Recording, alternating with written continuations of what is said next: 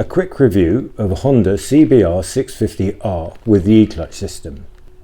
Let's start off with the EClutch, the biggest change on this bike. What it is an automated clutch which takes away the need for you to use the clutch on the handlebars. There's still a clutch there which you can use when you want to, but for the majority of the time you can just put the bike in gear, twist the throttle and go, and then change gear whenever you want after that without touching the clutch again. It's kind of like a quick shifter, except when you come to a halt you don't need to engage the clutch. On top of that, unlike a quick shifter which quite often is a bit jerky at lower speeds, or if you're not maybe quite in the right rev range, the EClutch pretty much works seamlessly going up gears or down gears. It's a very smooth, very effective system, and it only costs £100 extra. Apart from that, let's start with the styling. I want to say that the bike is styled on the Fireblade, and you can see that very clearly. It's a nice looking bike. It's quite a narrow bike, which means that for filtering or stuff like that it's going to be really good, but it has got some road presence to it. It's very typical Honda fare though. You wouldn't exactly say it's stand out from the crowd particularly. It's just a very nice solid looking bike. And while we're at the front, let's talk about the suspension.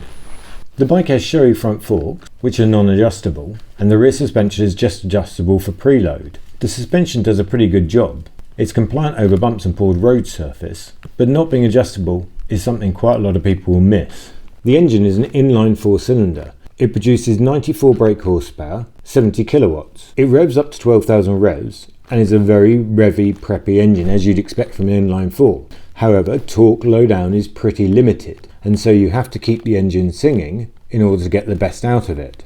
Economy wise it's not too bad, with a claimed 47 miles per gallon. It's got a 15.4 litre tank, and as a result potentially you can get 230 miles out of the tank, though realistically speaking you're more likely to get around 200 before you actually fill up. But for this type of bike that's reasonable. Comfort wise the bike is surprisingly good. Because it's a sport bike you lean forward a bit, but the riding position is pretty neutral. I don't feel cramped on the bike. I'd also say the seat is reasonably comfortable. Certainly after an hour and a half of riding I wasn't getting a numb bum. There is a little bit of vibration passed up through the bike at certain rev bands, but not particularly noticeable even at cruising speeds. Gadget-wise, the bike's also a little bit on the basic side.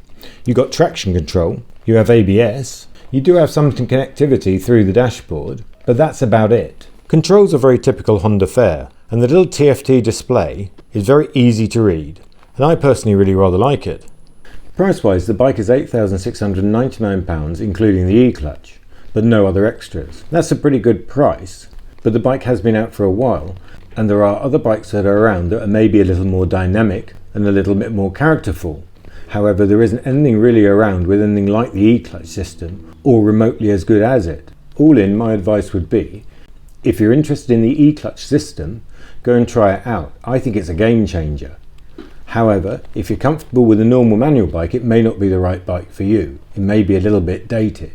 So, if you're after a good solid bike, which is going to be very easy for commuting or for working around town, this is probably an excellent choice. If you're after something potentially with a bit more flair, maybe this isn't the right choice for you.